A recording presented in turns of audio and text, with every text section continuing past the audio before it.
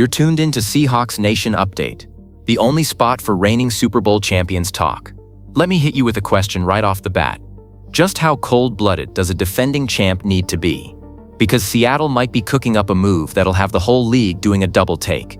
We're talking about a veteran wide receiver, a former Super Bowl MVP, a guy who showed up like clockwork when the playoffs rolled around and helped dismantle the New England Patriots on the grandest stage the NFL has to offer, possibly getting shown the door. Yeah, you heard that right. After hoisting the trophy, his regular season numbers slipped. 593 receiving yards, just 2 touchdowns, and a measly 1.39 yards per route run. Throw in a $17.5 million cap hit and a $9 million roster bonus about to kick in, and suddenly the front office is stuck between honoring loyalty and protecting the future. Is this about heart, or is this about building something that lasts? Because those two things don't always live on the same street. With fresh talent like Rashid Shaheed starting to turn heads, the numbers start telling a pretty chilly story. And clearing nearly $10 million in cap space could be the key to locking up cornerstone guys like Kenneth Walker III and Rick Woolen long-term. You can't win it all every year by standing still. Championship rosters are built in the offseason, brick by brick. But wait, that's only half the drama brewing up in the Pacific Northwest. On the defensive side of things, Seattle has been heavily connected to Max Crosby from Las Vegas. And honestly, if that deal gets done, it's almost unfair. We're talking about plugging an elite pass rusher into a unit that already finished 6th in pressure rate, 3rd in total pressures, and tied for 7th in sacks. That's not a defense anymore, that's a problem. But here's where it gets really juicy. If the Crosby blockbuster falls through, because the Raiders aren't exactly known for giving away gold, Seattle has a plan B. And honestly, it's not a bad one at all. Enter Bradley Chubb, a former top 5 draft pick, 30 years old, and a guy who used to eat quarterbacks alive with double-digit sack seasons. He tore his ACL, missed an entire year, and then came back and played all 17 games this past season, putting up 8.5 sacks, 48 pressures, and 2 forced fumbles on a Dolphins defense that, let's be real, wasn't doing him any favors. The man was recently cut loose during Miami's rebuild, and now he's out there hungry, motivated, and chasing one last shot at glory. Picture him lining up opposite DeMarcus Lawrence in Seattle. 2 seasoned edge rushers collapsing the pocket from both sides. Quarterbacks would be checking their blind spots in their sleep. Chubb doesn't need to be a 15-sack monster. If he delivers 8 to 10 sacks and 50-plus pressures in this system, that's championship-caliber depth, full stop. And Seattle's coaching staff has a track record of squeezing the best out of veteran talent. This could genuinely be the second wind of Chubb's career. There's also the depth angle worth mentioning. If Boy Mafe walks in free agency, edge rushers don't exactly grow on trees.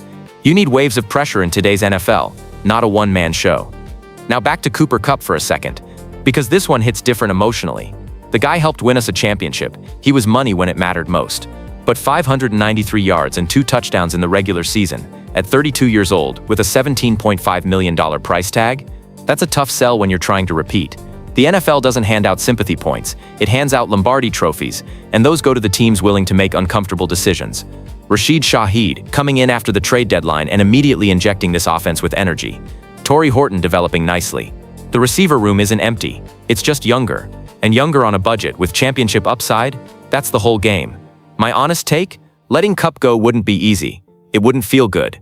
But if that $10 million helps keep Walker and Woolen in Seattle for the next 4 or 5 years, then you've taken a short-term hit for a long-term gain. That's what dynasties are built on. Not sentiment, but smart, sometimes painful decisions. Do I want Max Crosby? Every single day of the week. But if Las Vegas slams that door shut, Bradley Chubb is absolutely not a consolation prize. He's battle-tested, he's still producing, and he'd be stepping into the best possible situation, a winning locker room, a dominant defense, and a fan base that doesn't settle. So what do you say, 12s? Do you keep Cooper Kupp for one more run, or do you free up the cap and invest in the next chapter? And if the Crosby deal collapses, do you ride with Chubb or look to the draft? Drop your takes in the comments. Let's debate this like real fans. If you're still smiling about that Lombardi trophy and you believe this team is just getting started, smash that like button and subscribe. Here's the rewritten version. Hold on. Stop what you're doing. Lumen Field just got rocked by 3 stories that prove the Seattle Seahawks aren't just champions, they're a full-blown problem for the rest of the NFL. And the opening number is already out there for everyone to see, $40.25 million. That's what one superstar just decided he's worth. An NFL quarterback went on a podcast and basically admitted Seattle's defense messed with his head. A head coach dropped a quote that silenced a press room. And the biggest wide receiver contract demand in franchise history just landed on the front office's desk like a grenade. If you were one of the 12 shaking Lumen Field this season, smash that like and subscribe right now because there are two things buried at the end of this that 49ers fans are desperately hoping you never hear. Story 1. Kirk Cousins said what? Picture this, a quarterback with over 14 years of NFL experience, a guy who's gone up against some of the most complex defenses the league has ever cooked up, sits down on a podcast and openly admits that the Seattle Seahawks made him rethink how he plays football. Not a little bit. Fundamentally. Kirk Cousins, currently with the Atlanta Falcons and staring down free agency, appeared on the Friends from Work podcast on February 20th. When asked how defenses have evolved since he entered the league, he went straight to Seattle, no hesitation. He described watching the Seahawks run what's called 11-hole coverage, a single high-man coverage with a free player in the middle, reading the quarterback's eyes, but disguised behind what looked like a split safety alignment. The effect? Offenses thought they were seeing one thing, snapped the ball, and got something completely different. Cousins said it genuinely felt like facing two coverages at once on the same play. He said it blew his mind. Let that sink in for a moment.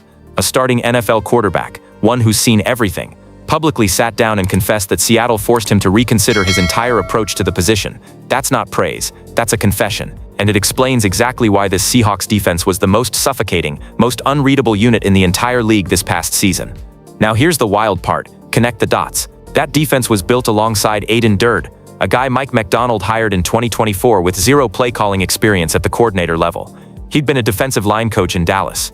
Everyone raised an eyebrow, everyone had doubts. And the result was a defense so confusing that veteran quarterbacks are going on podcasts to talk about how it rattled them. That track record matters a whole lot for what Macdonald just decided to do on the offensive side of the ball. But we'll get there in a second. Drop your favorite Seahawks defensive moment from this postseason in the comments. And if you think this defense runs it back as the best in the NFL in 2026, hit that like button right now. Story 2. Macdonald said lack of experience is overrated, and he meant every word.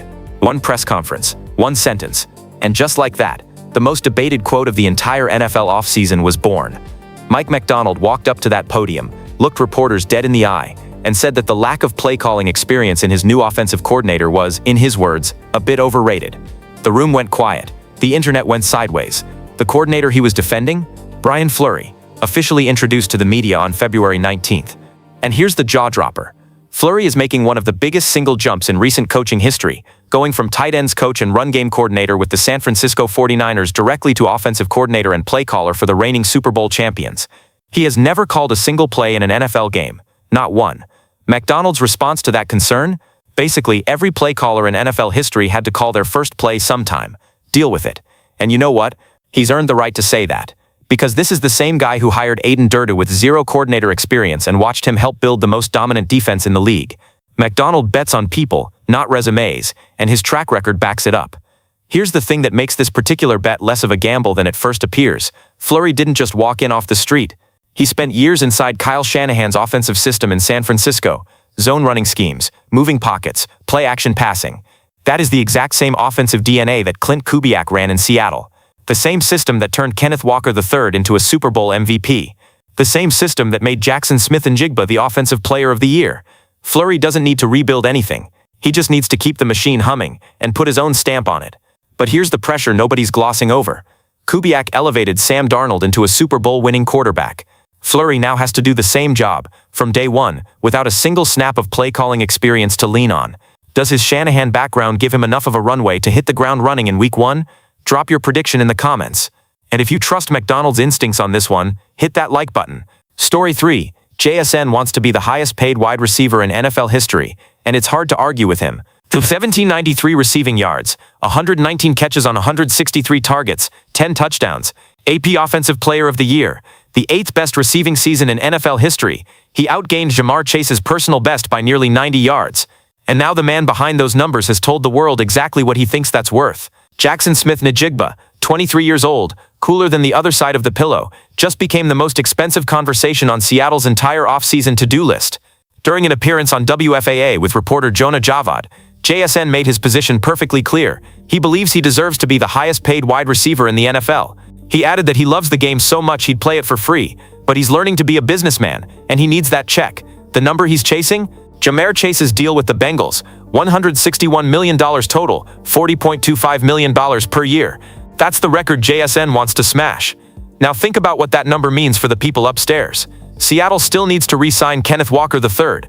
They need to lock up Rashid Shaheed, who ESPN calls arguably the hardest player on the roster to replace, a Pro Bowl returner and elite second receiver they gave up a 4th and 5th round pick to acquire. They need cornerback depth. They need to shore up the interior offensive line. And they've got a gaping hole in the backfield after Zach Charbonnet's ACL tear. And sitting right in the middle of all of that is a 23-year-old who just had one of the greatest receiving seasons in league history, who knows exactly what he's worth, and who isn't in any particular hurry. JSN still has 2 years left on his rookie deal, and Seattle will almost certainly pick up his 5th-year option, so there's no immediate panic. But every week that ticks by without a new deal is a week where another receiver somewhere could reset the market and push JSN's floor even higher. His camp is watching every contract signed across the league in real time. The moment somebody lands at $42 million per year, that number stops being the ceiling and starts being the starting point. Is he worth $40.25 million? After what he did in 2025, it's genuinely tough to make the case that he isn't. The real question is whether Seattle can build a repeat contending roster around that number, while simultaneously solving every other urgent puzzle this offseason. What number do you think JSN actually signs for? Drop it in the comments. And if you think he's worth every penny, smash that like right now. Putting it all together. 3 stories. 1 undeniable truth. The Seattle Seahawks aren't just reigning champions. They are the most talked about, most feared, most picked apart team in the entire NFL right now. Kirk Cousins stood in front of a microphone and told the football world that Seattle's defense broke his mental game plan. Mike McDonald looked the media in the eye and told them he's not afraid to bet on unknowns, because his track record proves the approach works. And Jackson Smith-Njigba told the world he wants to be the highest paid wide receiver in NFL history, and after what he did in 2025, the football world is nodding right along with him. Stack those 3 stories on top of each other, and what you're looking at is a franchise operating with complete, utter confidence. The defense is so advanced that seasoned quarterbacks are going on podcasts to confess it scrambled their thinking. The head coach trusts his process so deeply that he brushes off legitimate criticism and means it. And the best player on the offense isn't rushing into anything because he knows his value only climbs. That is not a team in rebuilding mode. That is a dynasty taking shape in real time. But underneath all that confidence, there's a real challenge quietly building. Seattle has to re-sign Walker, Shaheed, Woolen, and eventually JSN, possibly all in the same off-season window. They have to replace Charbonnet in the backfield. They have to trust Fleury to run an offense he's never play-called before, starting from snap 1 of the regular season. And they have to pull all of that off while every team in the NFC West is retooling with one single goal: knock Seattle off the throne. And don't think for a second San Francisco is going to let Brian Fleury walk out of their building and straight into a 2nd consecutive Super Bowl without putting up a serious fight. One more thing nobody's saying out loud yet: JSN's camp has quietly been tracking every major wide receiver deal across the league as it happens. And according to sources close to the situation, there's a real scenario where JSN pushes to get a deal done before the season rather than waiting, specifically to make sure he's the one setting the market, not chasing it. If that happens, the front office is staring down a negotiation crunch unlike anything they've navigated in years. Oh, and on the other side of the bay, the 49ers are reportedly zeroing in on one of Seattle's key free agents, looking to flip the script in the NFC West before training camp even opens. Which name? That story drops in the next video. The Empire defends itself, starting now. Subscribe and stay locked in. Go Hawks.